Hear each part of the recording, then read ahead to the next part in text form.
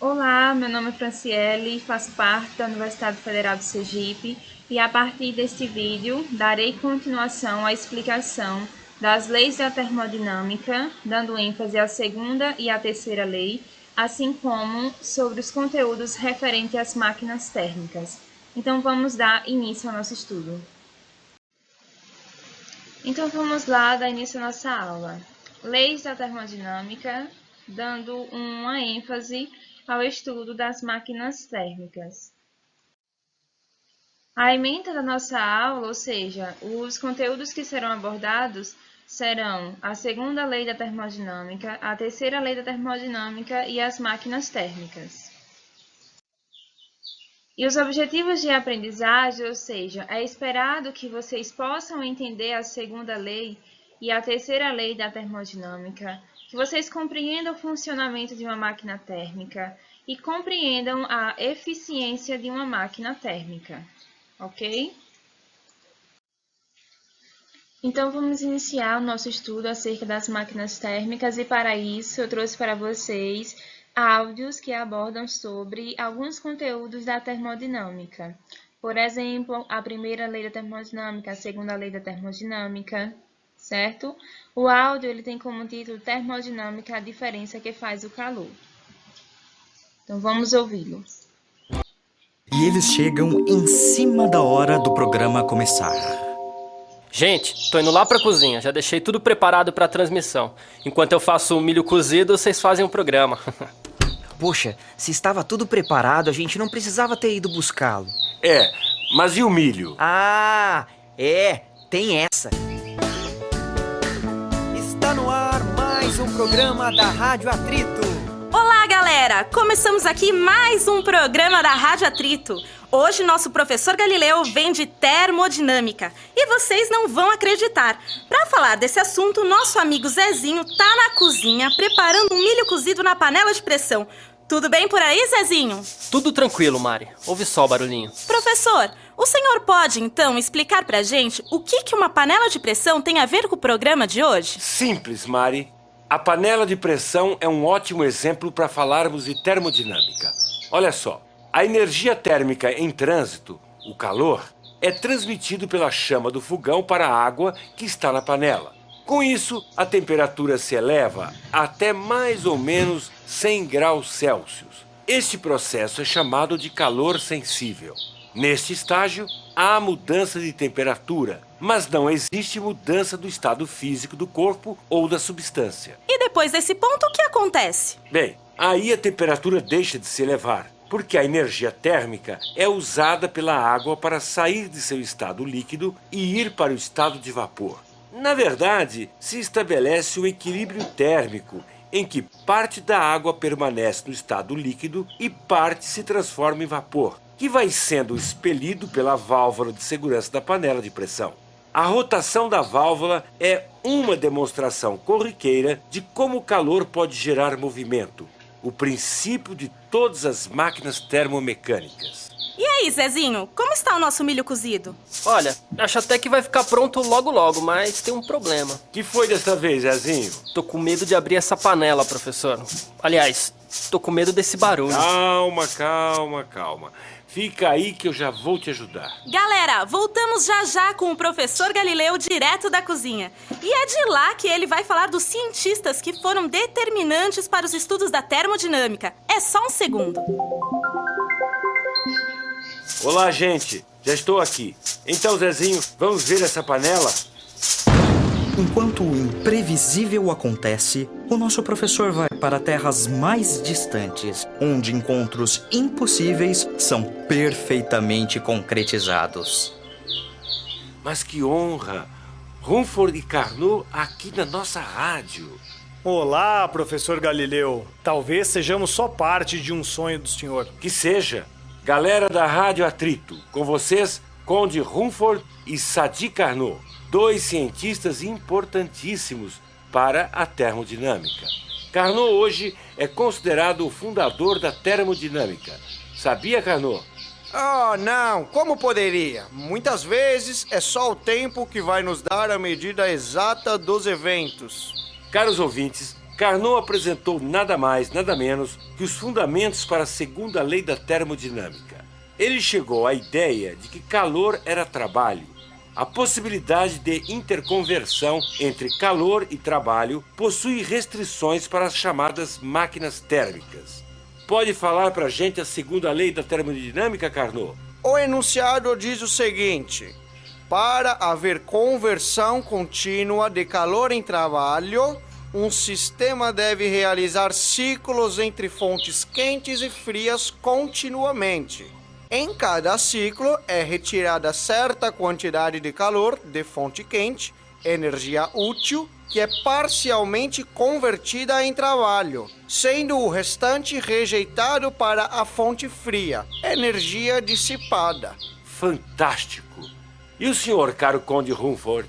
Eu quero aproveitar a oportunidade para cumprimentá-lo pelos seus estudos e também tirar algumas dúvidas. Queria que o senhor falasse um pouco sobre conservação da energia e também sobre equivalência entre calor e energia. Olha, o que eu fiz muito assim de forma primária, embrionária, foi lançar a conjectura de que o calor deveria ser uma forma de movimento. Quem vai trabalhar posteriormente com a questão da equivalência é Mayer, depois Joule e também Helmholtz. Eu cheguei bem próximo de estabelecer o equivalente mecânico do calor, bem próximo mesmo. Eu fui um legítimo precursor do trabalho de Joule. Mas afinal, você era adepto da teoria do calor como um fluido, ou seja, do calórico, ou era adepto do calor como movimento de partículas? Acho que nessa sua forma de falar já está implícita uma confusão, que os livros didáticos de vocês contribuem de uma certa forma para perpetuar. Eu não creio que nós devêssemos colocar esse tipo de oposição entre uma teoria de partículas para o calor e a teoria do calórico. Entendi. Perfeito, Rumford. Mais uma questão para vocês. Não, Galileu, agora é a nossa vez. Responde rápido. Por que uma panela de pressão explode? Olha, se eventualmente a válvula de vapor estiver entupida, estaremos cedendo calor para a panela, elevando sua temperatura e, consequentemente, sua pressão. O vapor estará preso, não podendo, assim, aliviar a pressão de dentro da panela. Ou seja, quando essa pressão ultrapassar o limiar da pressão suportada pela tampa da panela, ela se deformará e explodirá. Mas por que o senhor perguntou, Carnot? Rumford? Carnot, Rumford, vocês estão sumindo? Professor Galileu! Professor Galileu, o senhor está bem? Ei, o quê? A panela de pressão. É por isso que o Carnot... Professor, olha só, tem milho pra tudo quanto é lado. Acabou com o programa, professor. Tivemos que encerrar a transmissão. Tudo bem, valeu a pena. O quê? Como assim valeu a pena? Calma que eu já explico. Produção: Instituto Galileu Galilei para a Educação. Realização: Fundo Nacional de Desenvolvimento da Educação, Ministério da Ciência e Tecnologia e Ministério da Educação. E então foi isso. Este foi o áudio que eu trouxe para vocês. Espero que vocês tenham gostado e que tenham percebido alguns dos conteúdos físicos. Creio que vocês devem ter prestado atenção que os personagens desta historinha, eles comentam sobre a segunda lei da termodinâmica, quando Carnot explica o seu enunciado. Também podemos observar alguns fenômenos como a explosão da panela de pressão em decorrência do aumento da pressão em seu interior, certo? Então vamos dar seguimento, porque isso foi apenas uma introdução do que veremos a seguir. Sendo assim, resumidamente, nós temos o enunciado da segunda lei da termodinâmica, o qual diz que é impossível uma máquina térmica que esteja operando em ciclos retirar calor de uma fonte e transformá-lo integralmente em trabalho. Por exemplo, nós temos aqui o ciclo de funcionamento de uma máquina térmica.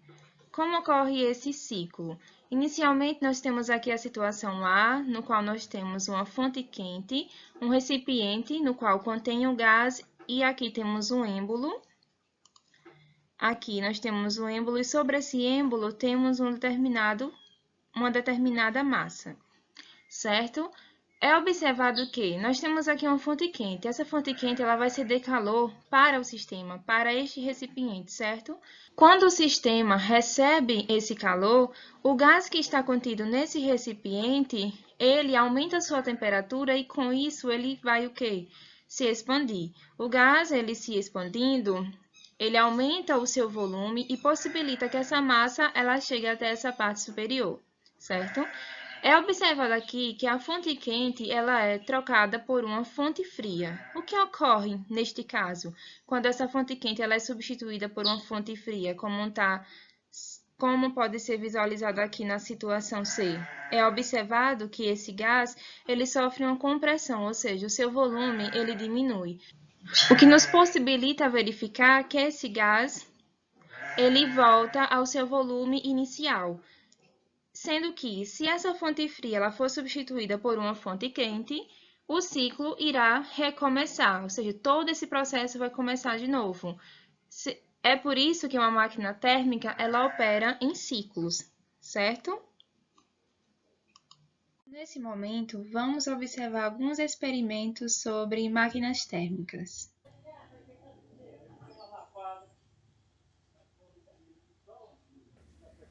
Neste vídeo usaremos um recipiente de vidro com uma pequena saída de vapor, uma ventoinha de plástico, uma espiriteira contendo álcool, uma máquina térmica de Heron feita de vidro e uma mini máquina a vapor. As máquinas térmicas a vapor funcionam utilizando a pressão exercida durante a ebulição da água para realizar algum trabalho, ou seja, transformando energia térmica em energia mecânica. Elas utilizam o princípio físico no qual a água tende a aumentar violentamente o seu volume, mais de 1.200 vezes, quando passa do estado líquido para o estado gasoso. Porém, se mantivermos o volume do recipiente inalterado, haverá um aumento na pressão do vapor proporcional, que pode ser usado para realizar algum tipo de trabalho. Iniciaremos nossas demonstrações com uma máquina térmica de Heron, idealizada por Heron de Alexandria.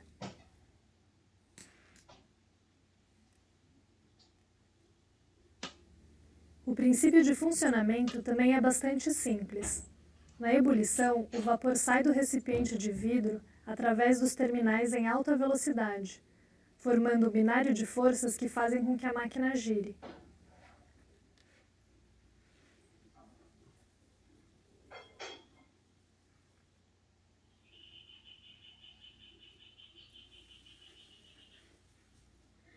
A segunda máquina a vapor utiliza uma ventoinha de plástico.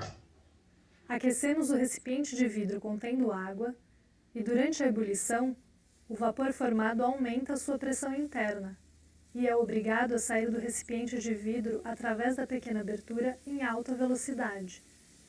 Este vapor bate sobre as palhetas da ventoinha e a faz girar em alta velocidade. Este é o princípio de funcionamento das turbinas a vapor, que podem girar em altas rotações, aproveitando a pressão exercida pelo vapor.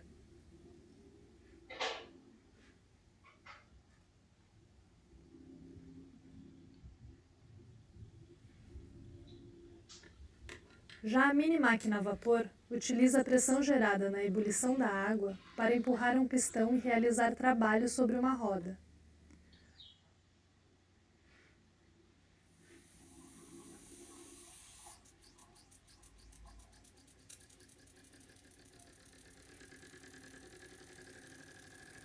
Para o pistão voltar para sua posição original, um sistema de válvulas expele o vapor para o ambiente.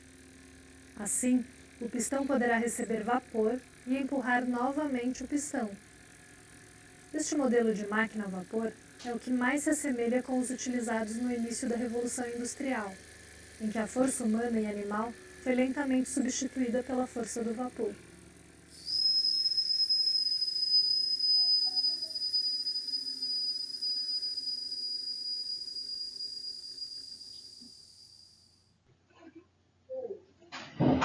E aqui temos o esquema do funcionamento de uma máquina térmica. Percebam que esta máquina térmica ela servirá para que ocorra o movimento desta roda, ok? Temos aqui inicialmente uma fonte quente, e a mesma fornece calor para a caldeira, na qual contém água. Fornecendo calor, a temperatura deste líquido, que é a água, varia. Aí esta água ela vai passar do estado líquido, uma parte dela vai passar do estado líquido para o estado gasoso, de forma que este vapor transite por esses dutos até chegar neste recipiente retangular, no qual aqui temos a máquina térmica. Percebe-se aqui que temos um êmbolo móvel, ou seja, ele se move tanto para a direita quanto para a esquerda. Quando o vapor ele chega a essa região aqui da máquina térmica, ele sofre uma expansão, de modo que empurra esse êmbolo, fazendo essa haste aqui ir para a direita. Quando parte desse vapor ele vem para o condensador, em virtude da presença desta fonte fria, parte desse vapor ele se desloca para a fonte fria, possibilitando que esse êmbolo ele recue para a esquerda, diminuindo o volume dessa região, e esta haste se direciona para a esquerda. Esse movimento de direita e esquerda possibilitará o movimento desta roda, ok? Temos aqui a presença de uma fonte quente e de uma fonte fria. Aqui na fonte fria, temos que o vapor ele irá se condensar, ou seja, passará do estado gasoso para o estado líquido e voltará para a caldeira na forma líquida e recomeçará todo o ciclo, já que uma máquina térmica é uma máquina que ocorre em ciclos. Uma vez que foi abordado as máquinas térmicas, o seu funcionamento, é importante indagar se é possível uma máquina térmica transformar todo o calor fornecido pela fonte quente em trabalho. Vocês acham que é possível transformar todo aquele calor em trabalho, ou seja, em movimento mecânico? Vamos observar aqui esse esquema de uma representação de uma máquina térmica. Temos aqui uma fonte quente que introduz calor Q1, que é o calor da fonte quente. Esse calor é recebido pela máquina térmica, certo? Parte desse calor ele é transformado em trabalho pela máquina. A máquina ela realiza um trabalho. Porém, nem todo esse calor que é fornecido pela fonte quente ele é convertido em trabalho. Parte dele é cedido para a fonte fria, ok? Então, temos que ter consciência de que somente uma máquina ideal transformaria todo o calor fornecido pela fonte quente em trabalho. Porém, as máquinas reais, as máquinas térmicas, ela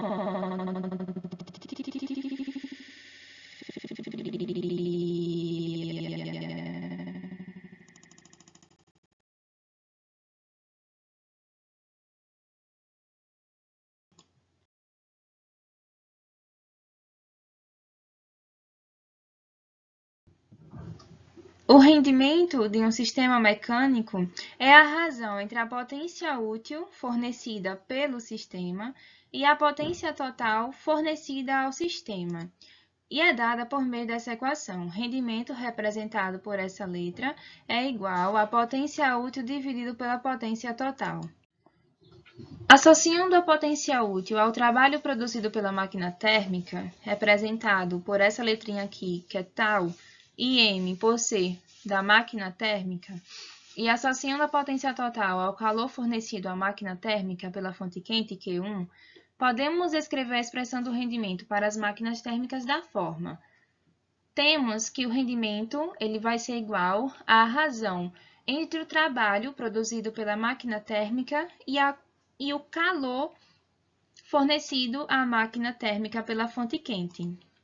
Suponha que uma máquina térmica receba a quantidade de calor Q1 da fonte quente e realize trabalho cedendo para a fonte fria a quantidade de calor Q2. De acordo com o princípio de conservação da energia, nós temos que a quantidade de calor fornecido pela fonte quente vai ser igual à soma do trabalho produzido pela máquina térmica com a quantidade de calor cedido para a fonte fria. O trabalho produzido pela máquina térmica, então, vai ser igual à quantidade de calor fornecido pela fonte quente menos a quantidade de calor cedido pela fonte fria. Substituindo esse trabalho na expressão do rendimento, teremos a razão que Q1 menos Q2 sobre Q1. Então, o rendimento, por fim, ele vai ser dado por 1 menos a razão entre a quantidade de calor cedido para a fonte fria dividido pela quantidade de calor fornecido pela fonte quente. Q2 é o calor da fonte fria e Q1 é o calor da fonte quente. Pode ser observado que esse rendimento ele nunca será igual a 100%, uma vez que, para ele ser igual a 100%, a quantidade de calor cedida à fonte fria deveria ser nulo. Mas sabe-se que não é possível atingir a temperatura de zero absoluto.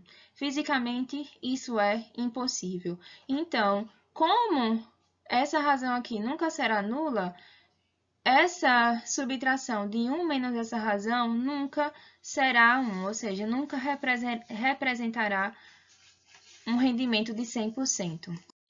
Levando em consideração o que foi dito, nós chegamos ao enunciado da terceira lei da termodinâmica, no qual não é possível, por nenhuma série finita de processos, atingir a temperatura de 0 Kelvin.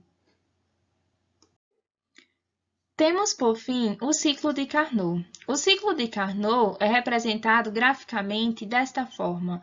Ele é uma representação de uma máquina ideal que foi pensada por Sade Carnot. Sabe-se que é uma máquina ideal, ou seja, uma máquina que é impossível existir na prática. Segundo ele, todo o calor fornecido pela fonte quente ele seria transformado em trabalho, e sabe-se que isso não é possível. Temos aqui que de A para B, o gás sofre uma transformação isotérmica a uma temperatura constante T1. De A para B, uma transformação isotérmica. De B para C, nós temos uma transformação adiabática, ou seja, uma transformação em que não há trocas de calor. De C para D, nós temos uma transformação isotérmica e de D para A, temos novamente uma transformação adiabática e quando chegar no ponto A, o ciclo irá recomeçar novamente, certo? Será deixado para vocês uma atividade por meio da qual vocês devem assistir a um vídeo que aborda sobre os conteúdos tratados nos 2 vídeos acerca da termodinâmica. Após assistir ao vídeo, vocês devem fazer um resumo sobre o que foi abordado no mesmo, ok?